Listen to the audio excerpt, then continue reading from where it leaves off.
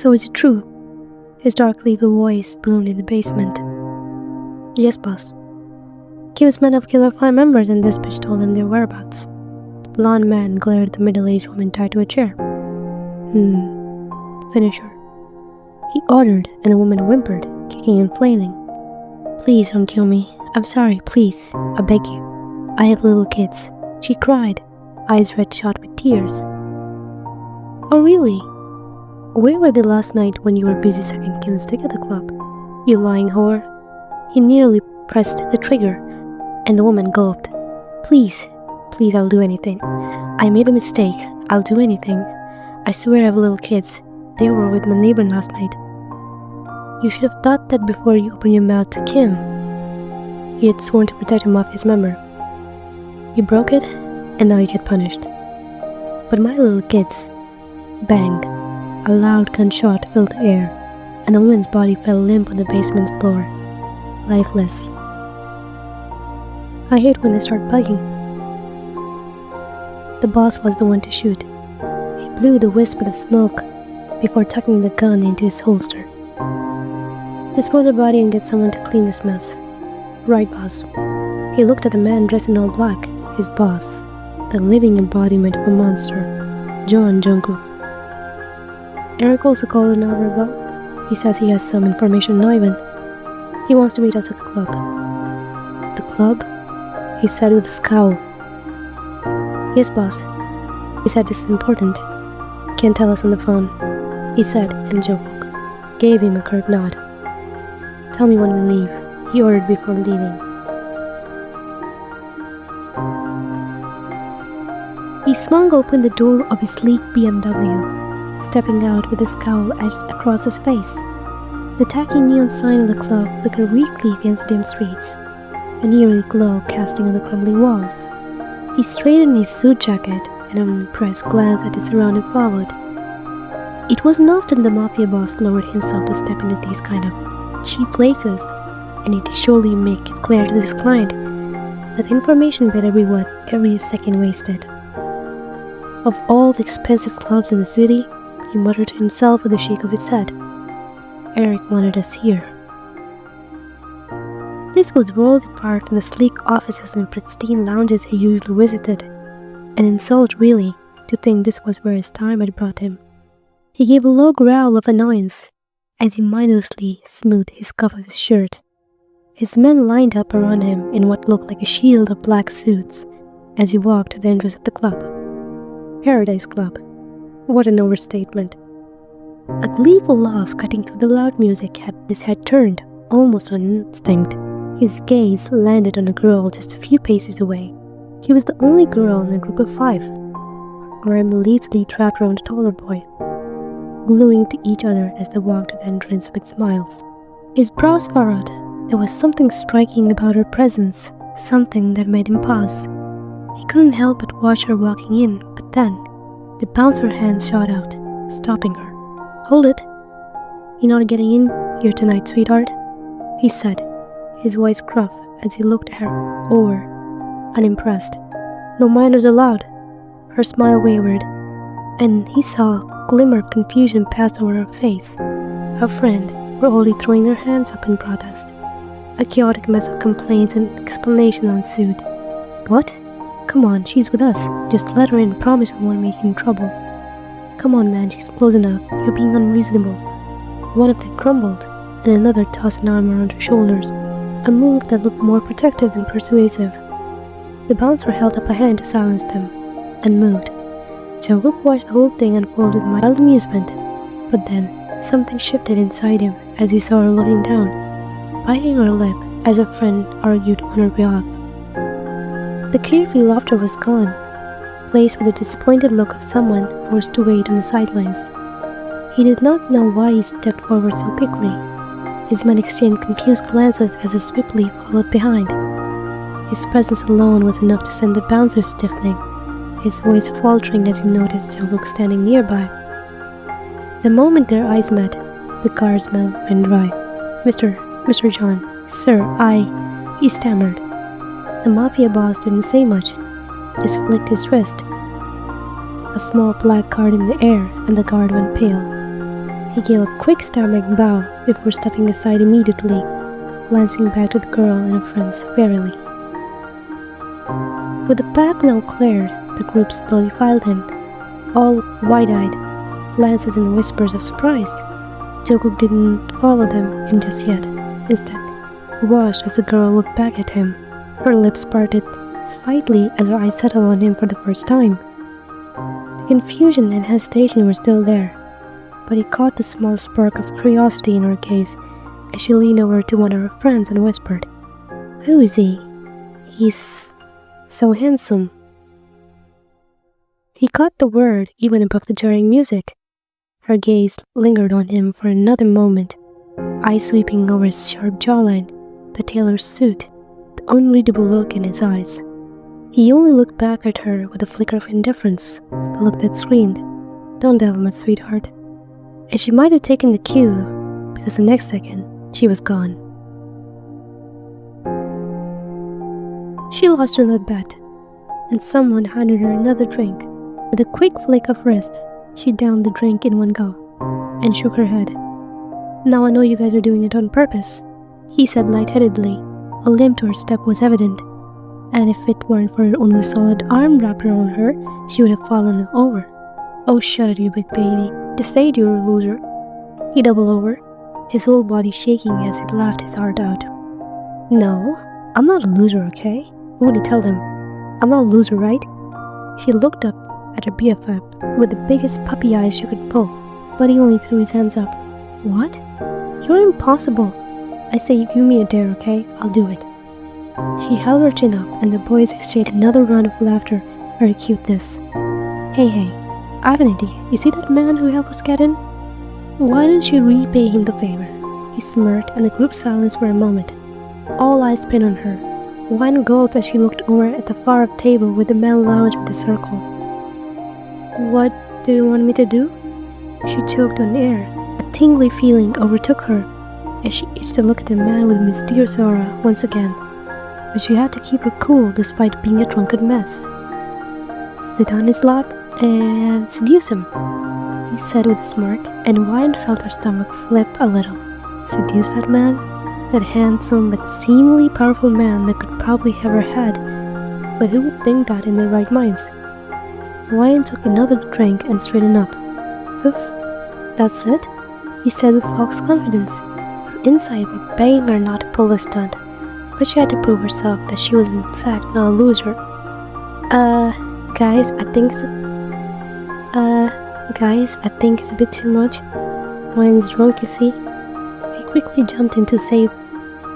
Ace looked at him with unimpressed eyes. "Hey Winnie, it's cool, I got this." Wine winked at him and patted his sturdy chest. Unwoo let out a silent sigh. How blind was she to not know that he did not want it? He didn't want her close with a man that is not him. "Winnie, you don't know the man, he could hurt you." He quickly reached for her arm and tried to pull her back, a worried expression taking over his face. "Come on, Unwoo, don't be a pussy. Let her do it. Let's see how daring or whiny he is." All Unwoo wanted was to punch that ugly smirk off Ace's face. That bastard knew about his feelings for Wine, and he was playing with fire right now. "This is right, Unwoo. Let her go. A dare is a dare." He stepped into Ace's defense. Unwoo left Wine's hand, who was looking at him with a calm smile, oblivious to the inner turmoil this whole thing was causing him. He had to let her go with a heavy heart. He watched her as she made her way to the stranger guy, not before sending another wink to his direction. "How long are you going to wait till you propose, huh?" He brought him back to reality with a snap of his fingers. "This is getting ridiculous, honestly." She called the stranger guy handsome right to your face, and you still let her go? What's holding you back, dude? He's just waiting for some guy to come and sweep her right over her feet. Isn't it like a kink of yours to hand-me-down stuff? He smirked again, and this was really grating on Nunwoo's nerves. He closed his eyes and took a breath to calm his nerves.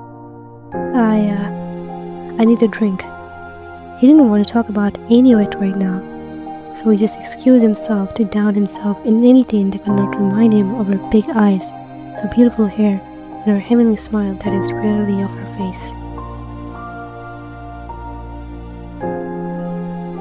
"Ivan is keeping tabs on you, JK. He's following you very closely. We received footage from the Honging Street.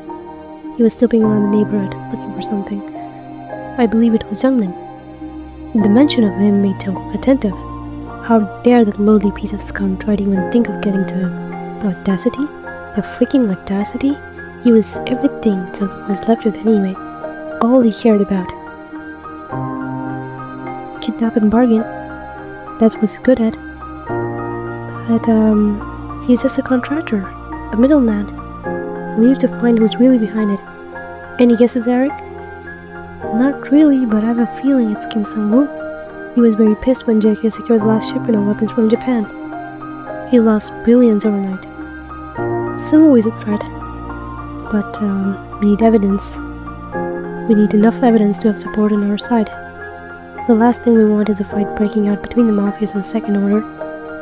So, what do you want me to do now? Boss? Find Ivan and force every information out of him. As for Kim Sang-woo, I'll tell him exactly what it means to mess with me. He leaned back into the sofa, his arms now stretching out on both sides along the expanse of its frame, dark eyes ready to kill, ready to skin that mofo alive, literally. Shall we take Jungmin to your penthouse? He'll be safe there, he suggested. Looking at Jungkook carefully, he was staring at the wall in front of him, as if it committed some sort of a crime. After what felt like a century, Jungkook finally gave him a curt nod. What else was it, Nam? He said with a frown, as he looked at his watch, knowing that staying here for more time was just useless. Eric looked at him with a sly smirk. I'm not sure how you're going to receive this particular news, but I think it'll be great for your business. What is it? Hurry, you don't have much time, he said, a finger tapping at expensive Rolex he had on his wrist.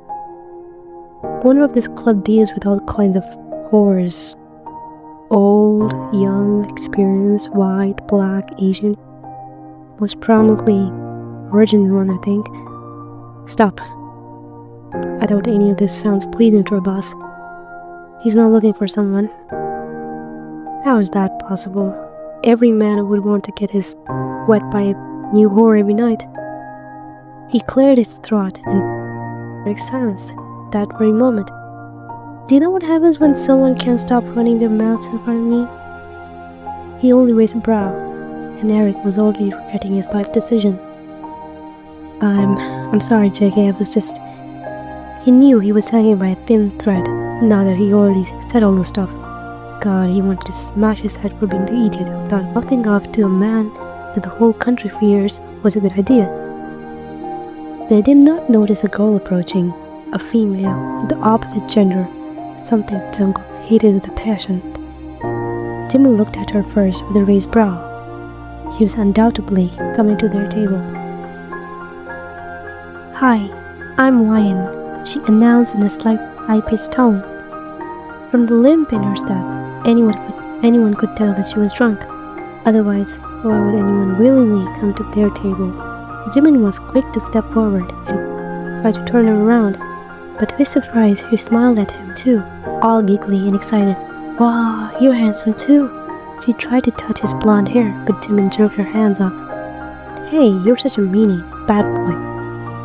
Jungkook was watching this whole scene unfold, raised an eyebrow. The girl was too oblivious for her own good. I'm here to tell that man something. Then I'll leave, promise. She pointed at Jungkook. Jimin turned around to give him a look of confusion. Boss? She isn't leaving. I tried, he said with sorry eyes. And Jungkook just signaled him to let her come.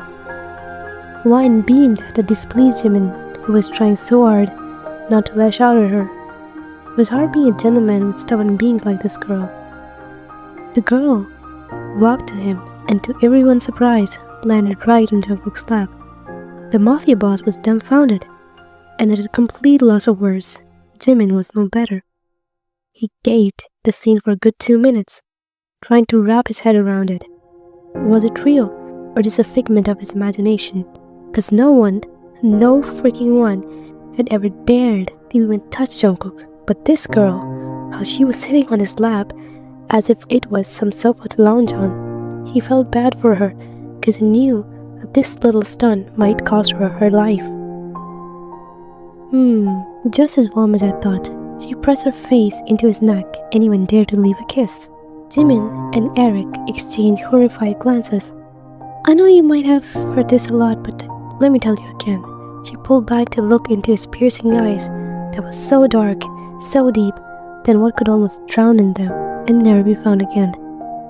You're so handsome. Like the handsomest is not a word, but yeah, I mean, you're very handsome, like Unwu, but he's my friend. She was rambling. She didn't know. Jimin thanked heavens that he got back into his senses before he witnessed a murder right among a herd of people. He tried to reach for her, but Jungkook, for some reason, raised his hand to stop him. No freaking way. He was letting this drunk mess of a girl sit on his lap and yap about something stupid. This was very unusual of him. Boss, if you let me, he tried to reason, but Jungkook gave him a challenging glare which was enough to shut him up. Okay, I guess I'll just... Hey Nam, show me around the club, will you? Eric only wanted an excuse to get away from there, and this came as a fucking miracle. He almost sprang up from the sofa and joined Jimin. Boss, I'd be looking around the club for a while, he informed, and Jungkook didn't even bother to regard him with a nod of approval. He kept staring at the girl on his lap. Jimin cleared his throat nonetheless and took his leave. As soon as they left, Wine giggled out of blue and Jungkook threw her a questioning look. What's so funny? He mumbled, raising an inquisitive brow, dark eyes boring into her, but Wine never took a hint. She let out a muffled laugh instead, her hands covering her mouth. You never had a girl on your lap? She said with a stifling laugh, her face scrunched in what looked like a fox mockery. What makes you think like that? You're so stiff and tense. Oh really? He said darkly, lips curling into a deadly smirk. What do you want me to do then? Wrap your arms around me, stupid. She even dared to reach for his arms and did as told. Jungkook did not know how many boundaries he crossed today, but more shockingly, why the hell was he letting her? It was almost as if his body was paralyzed under her spell. Feels better now. He just gazed and gazed for what felt like forever. The girl in her arms had her face nuzzled into his neck. Every once in a while, she would lay a peck and say something along the line of being handsome. Do you have a girlfriend, mister? She said after a while. Well, why do you ask? You're just my type, I mean. I like a man like you. Tall, handsome, and with a mysterious aura. You almost look like those mafia guys in fiction novels, he said, and he almost felt the need to snort. He was, in fact, a mafia boss, and the girl was again too naive for her own good. What makes you think I'm now one? Well, for starters, a mafia boss would not let a stranger girl sit on his lap if it's not for his personal horrors, you know? You know a lot about mafias. I read a lot of mafia novels, that's why. They went silent again for a while. You came here with some boys. Where are they? I don't know, she muttered. Her words started to slur and eyelids got droopy. I'll call them to get you. No, she said abruptly. I want to stay here with you. And this was the last thing she said before falling asleep in the arms of the most dangerous mafia boss of the country, who had people killed for far less. The next morning, she woke up in an unknown room at an unknown hour. Shit. God, where the fuck am I? Was her first thought as she scrambled to sit on the bed. What did I do? She couldn't finish her sentence as she saw a weirdly familiar man standing right in front of the bed. Tall, handsome, his arms crossed over his chest, a serious look on his face. You? I know you. Of course you do. You spent half the night parked on my lap, he said with an eye roll, and Ryan felt like she might as well dig a hole, crawl in there, and just never come out. Oh well, I'm sorry, I was drunk. I obviously did not know what I was doing. She was thoroughly embarrassed. Save the explanation and get up. I'm leaving you home, he said curtly, and a flash of hurt crossed Wine's face before she bedded back, sliding off the bed and slipping on her shoes. My friends were here too. He stopped short and looked at him in confusion. They're gone. Even Anu, her brows furrowed, all of them. His replies were short and chipped and were really rubbing Wine the wrong way, but she didn't complain.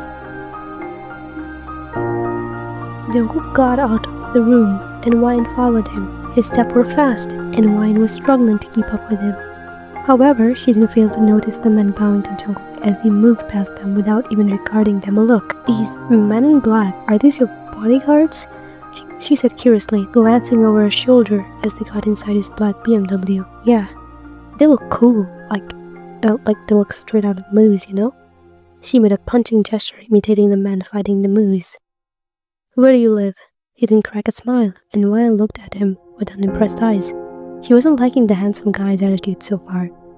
So she did what a normal girl would do, pout and sulk, her arms crossing over his chest. Jungkook gave her a quick, unamused glance. "You don't want to go home?" "Nothing. You're forced to break her silence." "Fine," he said, settling back into his seat with a challenging smirk. "We can sit here forever, for all I care." "It's not like I have anyone waiting at home." He paused, throwing her a knowing look. "Guessing you don't either." "Well, it wasn't like that. She had a brother, and she was sure he would be worried sick." "Well, if you're offering me to take home, then at least be nice." She threw her hands in the air. "I am being nice, sweetheart. I'm offering to take you home." "Well, funny you call this being nice." She snorted at his apparent lack of gentleness. What else would you expect from a mafia boss? But only if she knew that this was the most he was being gentle with someone. "Do you want to go home or not?" 23rd Park Gate, Hostel Street, it won. "There it is." "Thank you." He sounded like it was the last thing he wanted to say. The Indian word as he started the car and pulled on the road. Silence stretched between them for a while. Wine was itching to say something, call him rude and a jerk, but she couldn't. Not when he was looking like a dream that came true. She huffed, already feeling sad that the man didn't even ask her number and was sulking.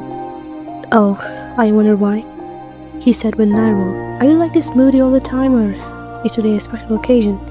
He didn't know why he was teasing her, but the look of mild offense on the girl's face almost made him smile. "You're not only rude, but also very mean. God, why did I agree to this?" She cupped her face and grumbled. "I would have been home if I didn't come to this stupid club. I'm such a fool. Once I see them, I'm going to give them a piece of my mind. And how dare he leave me alone? Who is this little guy? Your boyfriend?" He teased her again, and Wyan looked at him with red cheeks. No, he's my best friend. I mean, I love him, as a friend, of course." "This is the second time I'm hearing his name from your mouth in the course of a night. Funny how you never remembered any of your family members, like your parents or siblings." Something shifted in the air because Wyan suddenly went silent. Jungkook glanced at her again with worry. "I only have a brother," she mumbled. "Parents?" "Dad," she mumbled, and then mindlessly looked at her nails. Jungkook didn't bother her further as it drove in silence. "We're here," he whispered, and Wyan whipped her head up. "Euphoria Cafe? Interesting name." He squinted at the label of the cute cafe. "Yeah, my brother came up with this name. He never told me the story behind it," she said with a small smile. Jungkook didn't answer anything, his gaze still pinned on the cursive label. When he didn't reply, Ryan thought to just leave it here. Can you wait here? I want to give you something. I know you're mean and very rude, but you drove me home, so consider it a thank you gift." She scrambled off the seat and hopped off the car. Jungkook watched her skip towards the bakery. "Wyan, are you okay?" He immediately welcomed the girl into his arms and hugged her. "God, I was so worried. I couldn't sleep all night." "Well, I'm alright. In fact, I had someone I wanted to meet. He's waiting outside," he said excitedly, and Sojun gave her a questioning look. "He, huh? Who is this new boy in your gang? I thought that 3 idiots were enough." He pulled away and bit her nose. Wyan sheepishly smiled at him as she moved toward the counter of the home bakery. Forward. "You, Mr. Wu. How did you know I'm Mr. Wu, huh? Besides, he's the only nice guy in your group. He brought you stuff this morning. He was also concerned, you know." Alright. Now, can you go out and meet the guy and probably ask his name? Because he didn't tell me," she said shyly, and as she picked out some fresh muffins and packed them. She also slid her number inside the bag, innocently hoping that the man might want to call her later. Alright, I'm going," she heard him say before he left. Ryan waited for a while so her brother could talk to the boy, not knowing the scene floating outside. He could never mistake that sign, that all too familiar sign of a golden black dragon on the BMW. He so badly wanted it not to be him, but who was he kidding? When he got near, he could feel his heart beating hard. The windows rolled down and the same face from all tissue popped out. Jungkook. The name was bitter on his tongue. The name of his best fucking friend was the reason the only person he ever loved was dead. No way he was coming for his sister now. His wine, who he raised like a daughter, Sojun. He wasn't feeling any better. Standing inches away was a person who once treated him like a brother, but just like everyone else, turned his back on him. What a surprise, he said bitterly as he hopped out of the car and stood face to face to him. What the fuck are you doing here, John? He was full on protective mode now, his eyes boring into Jungkook. What the fuck are you after my sister? You want her dead too? Come on, Sojun. That's how you greet a best friend after all those years? Best friend? You're a monster, John. You kill and torture people for fun. You're sick in the head. I pity you. I really pity you. Jungkook only raised a smug brow, and this was enough to send Sojun reeling. He grabbed him by his collars and pulled him close. Listen. If you think about fooling around with my sister, then I will kill you. You hear me? I don't care how dangerous you are or whatever, you will die by my own hands. Oppa? He immediately released his collars when he heard her come out of the bakery with a bag and skip towards the two men, blissfully unaware of the tension between them. So? You two met each other, huh? Yes, your brother here is a real gentleman. I like him. He remained nonchalant with his straight in his collar, and Sojun only wanted to punch a smirk off his face.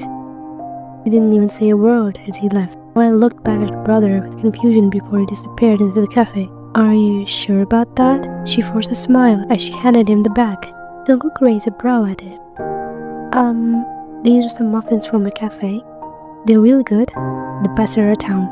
Jungkook looked at the bag for a minute before letting out a wry chuckle. It was as if the bag was mocking him too, much like Sojun did minutes ago. He glanced at Ryan one last time before turning on his heel without even bothering to say goodbye. Bye, he shouted, nonetheless, and Jungkook turned around for a stretch, looking at her in the cafe one last time. He only waved a hand and left. Breaking news. International gangster Ivan Simintov, known for his criminal offenses like drug trafficking, was found murdered in the Seoul Gangnam area. The police are investigating the matter, but it seems that no evidence has been left by. The TV ran in the background. Muffled oohs and ahs filled the air, but Wine couldn't care less. The only thing bothering her was how she hadn't received a text from a certain someone the whole damn week. Bro, I can bet on my life Jackie killed him. Remembered how Ivan was talking shit about Jake's Mafia Golden Dragon 2 weeks ago on Instagram Live? That stupid fuck. He thought he could publicly talk bad about Jackie and get away with it. Yeah, someone also leaked his video. He was in Jake's club of all places. I think he was trying to abduct someone and he was bargaining. They do it a lot in the mafias. Ivan really brought this upon himself. Amongst all those whispers, Unu walked towards Wine with his food tray. The college cafeteria was packed that day. Why are you sulking? He booped her head as he slid down on the chair next to Wine. He placed his food tray on the table and handed Wine her favorite cheeseburger. She stared at the burger for a while, left it untouched on the table, and we gave her another look. What, not hungry? His favorite burger? I don't feel like eating. She pouted harder, mindlessly looking at her nails. Come on, have a bite or two. You need to eat. We have 3 classes with no break. He nudged the burger towards her lip, but Wine continued giving him puppy eyes. No, your puppy eyes are not going to work on me. You need to. You're being pathetic at a face. It will be Wine. The school's most popular girl and Wine's biggest bully, Melanie Lynn, appeared out of thin air and pulled a disgusted face. She stood in front of them with Hermine next to her.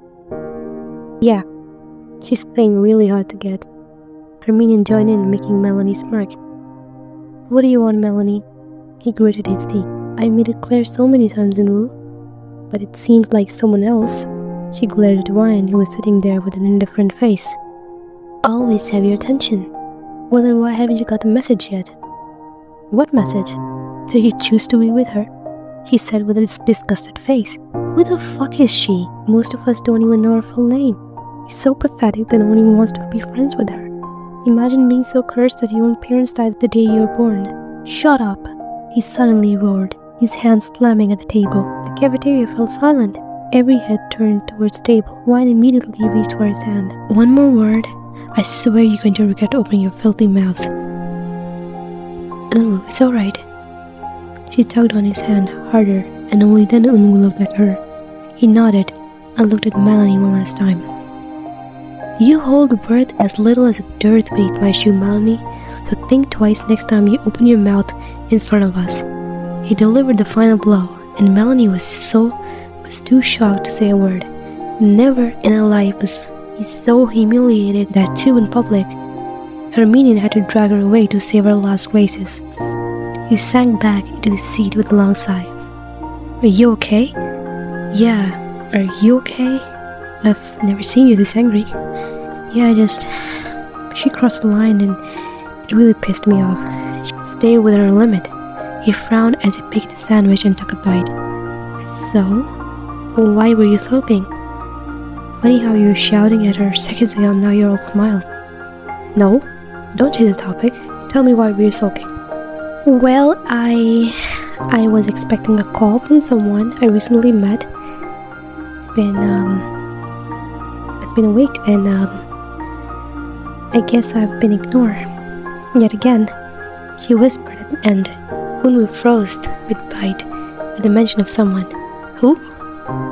Who is this someone that I don't know of? He raised a brow, his heart beating wildly. And Wyan just waved a dismissive hand. No one, it's no one, forget it. Forget I talk about it. Wyan, he said sternly, but Wyan really was in no mood to talk, so she cleverly picked up the burger and started eating. Alright, so you're playing smart now, huh? Try to escape my questions. Fine, eat now, but you'll have to tell me later.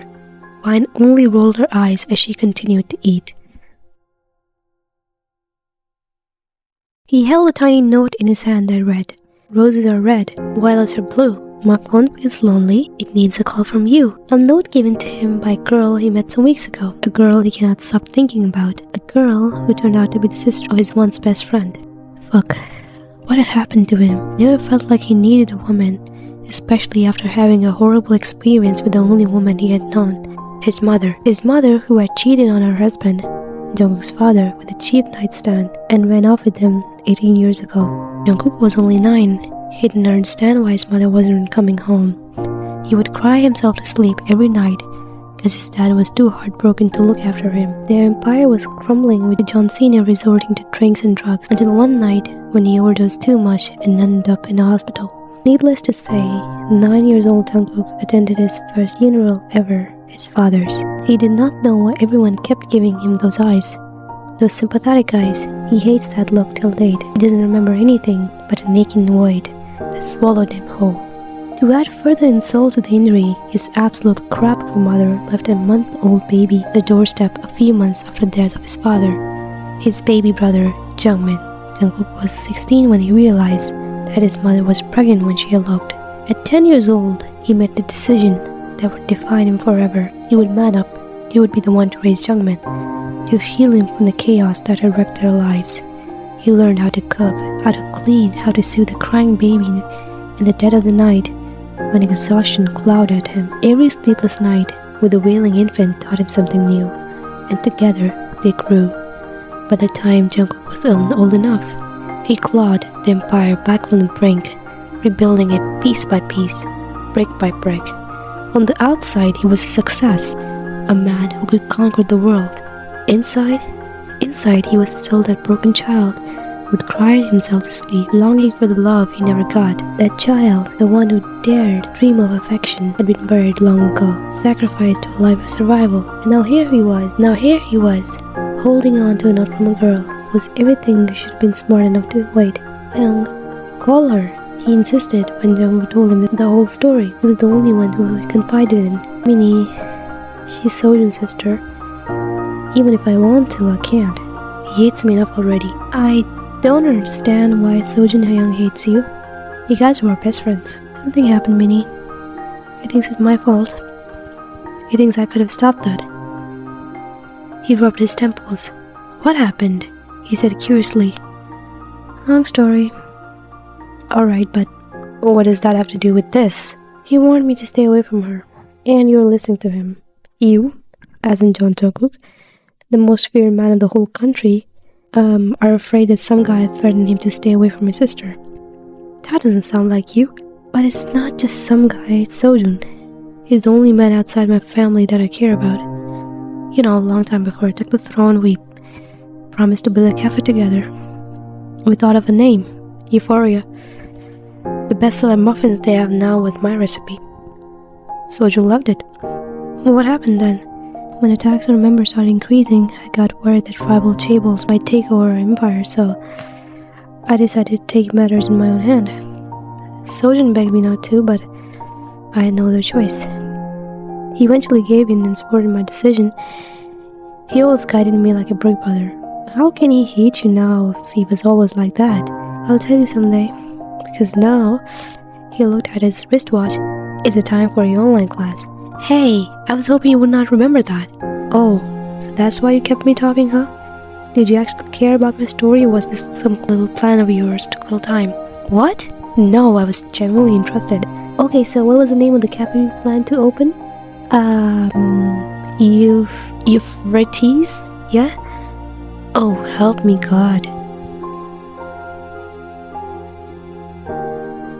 Were you going to talk about your new habit of checking your phone every 2 minutes, Ryan? He said as soon as he entered the kitchen where Ryan was putting glaze on some donuts. She would work with him after college. Ryan looked at him with big round eyes. What? I've seen you on your phone 5 times this past hour. He leaned against the door, cross-armed. I was checking if her teacher had given us some new homework, you know, she said without meeting her brother's eyes. Oh really? Is that so? Yeah, of course. What else could be? He added quickly in a whisper. What is the new homework then? Nothing, we're good. He started walking closer, stopping short, an arm length away from Ryan. He gently placed his hand on her shoulder and turned it around. He lifted her chin and said, look me in the eyes and tell me what's bothering you. He said so gently that Ryan melted right there. She heaved a sigh, a pout returning to her face. He didn't call me, she whispered, looking downwards. Who? That guy who brought me here from the club. Sojun's face scrunched into a frown. His name is Jungkook. John Jungkook. And I would suggest you stay away from him. His stone print suddenly closed. Ryan looked at him confused. John Jungkook? I've heard this name before. And what? You want me to stay away from him? Why? What happened? Just do what I said. He turned around to leave, but Ryan wouldn't let him. Oppa, at least give me something. Tell me why I shouldn't see him. What's wrong with him? She held his hand and pleaded. He was my best friend, and the reason my love of life is dead. He whispered, eyes not meeting Ryan's, but she could still pick the sadness in his voice. How? What happened? She pressed further, but Sojun only tried to remove her hand to leave. Please, Oppa, I deserve to know the truth. How long will you keep it from me? I'm not a child anymore. You can share it with me. Tell me what happened. Please. Sojun took a shaky breath and looked at Ryan with teary eyes. I met her in university. She was so beautiful. We dated for a while. I fell in love. She said she felt the same. We planned a future together, moved into an apartment, and then Jungkook came to visit one day. She saw him and it was like, I don't know, something changed. There was this look in her eyes, like awe, like fascination. She kept asking about him after that. Who is he? What does he do? I told her he was a friend. The next time he came, Sana even went for a hug. Jungkook himself was shocked. He hated physical touch, especially from girls. He never had a girlfriend. I would always tease him that one day he'll come out as gay. He would always laugh it off. He let out a dry chuckle. Sana never stopped asking about him. Even forced me to visit his place a couple of times. I was so blinded by love, I missed all the signs. Obsession. She would obsess with him, and you were obsessed with her. You added. Yeah, it was an obsession. Everything spiraled at one party when Jungkook invited us. Sana was looking very beautiful that day. Little did I know, she dolled up just so he could approve her. The moment I slipped away with some friends, she ran into his arms and told him that she loved him. She would leave anything to get together with him. The last I saw him was rejecting her in front of everyone. He jerked her away and told he could never love a woman. Sana couldn't take it. She ran past me as if I was invisible, as if I was no one. I followed her. She ran all the way to her apartment, locked her inside the bathroom and it's alright, you don't have to say it, she said as she hugged him. Hundreds of girls tried their luck with him. He turned them all down. I don't know how many more took their lives. He just doesn't believe in love, relationships, or anything that means being tied to a woman. He will never love you, Ryan. He can never love anyone. It was Sunday's afternoon. Winter was in full swing. Snow covered the streets. Ryan wore a black sweater, matching caps, shirt, and pants. A cute muffler was wrapped around her neck. Today, she carried her ice skates along. A group of similar dressed boys joined her as she walked outside the cafe. Oblivious to a black BMW standing blocks away, they watched her. He did not know why he felt the urge to stop by, but he just did. The engine whirred as the group disappeared from the neighborhood. He wanted to see where she went, what would she do, and maybe he could get to see the same smile that did something to his heart back then. The group stopped at an ice rink. They quickly strapped into ice skates and began moving around the rink. Loud cheers would fill the air when someone did a twirl or another silly move. He followed these voices and sat at a distance on a bench, watching. You guys are so stupid. Who the hell spins like that? Do you wish to break your legs? Why don't you show us then, Miss Genius? Your weight has to be on your heel, not your toes. You bend your left leg and stretch your right foot out and spin, she said as she demonstrated. The boys clapped as Ryan did another beautiful spin. Why can't I do that? He pouted and the guys laughed at him. Don't bother, man. Who's going to pick this Eiffel Tower if he falls down? Yeah, don't bother. I swear I'm friends with losers. He shook his head. Woonie, come on, I'll pick you up. You can give it a shot, he said with an encouraging smile, and the boys shared another round of laughter. Alright, shut up. You guys look so stupid, laughing like babbling, bumbling bands of baboons. Oh, the Harry Potter reference. Classic. He laughed harder. Ryan and Unu shared another look. She stretched her hand out to him, which he held in a beat. Let's dance, shall we? She mumbled, and soon they were moving around the rink, hand in hand, doing all stupid moves like figure skaters do, and failing miserably. The sun was about to set, and the group decided to head home. They quickly changed into their shoes and walked outside the rink. Work so hard, earn so much money that you could get yourself this exact model of BMW. He pointed at the familiar car parked in the road. Ryan squinted her eyes at it. This car looks familiar, she said mindlessly. Yeah, I have seen it around your neighborhood a couple of times when I was returning your notes, he said, and it had Ryan's all attention. Are you sure it was this car? Black BMW 7 Series 2024? It's the same car. Even the number plate has the same letters, JK 1097. Sounds suspicious.